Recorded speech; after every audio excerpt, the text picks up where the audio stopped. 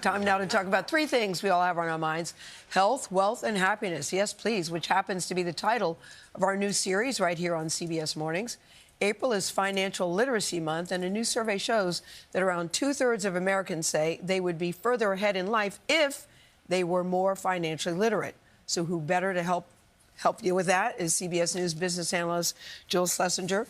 Jill, I often wonder why it's not taught in schools. Yeah, well, there have been efforts to do this. There was an organization called Jumpstart that tried to bring financial literacy into the school systems.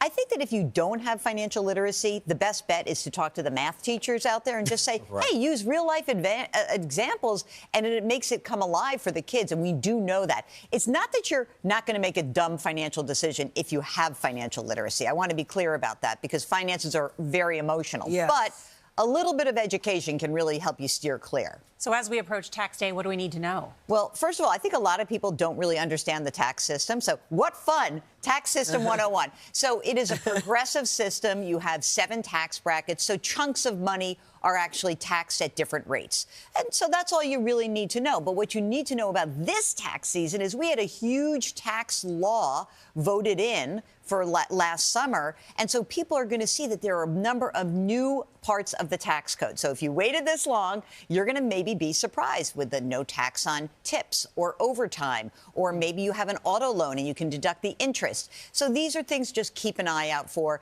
Don't get freaked out about taxes. Methodical. If you're a standard claimer, which 90% of people are, you should be okay. Was that part of the One Big Beautiful Bill? Yes, exactly right. Got you. So people who've waited a little bit too long, what is your advice for them?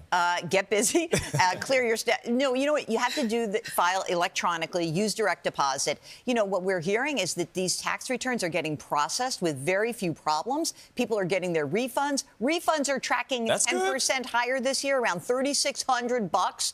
Don't spend it all. You're going to need it for your gas price. Did you get a professional?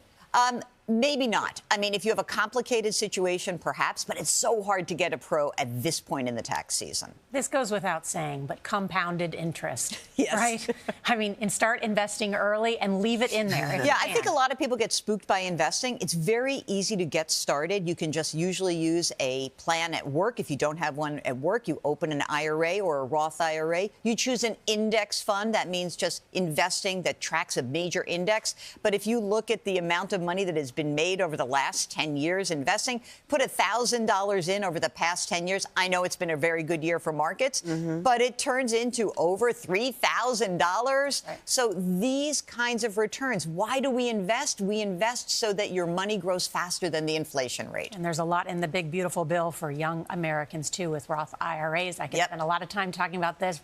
Jill, thank you. Sure. Jill Roth, I almost called her. I'll take it.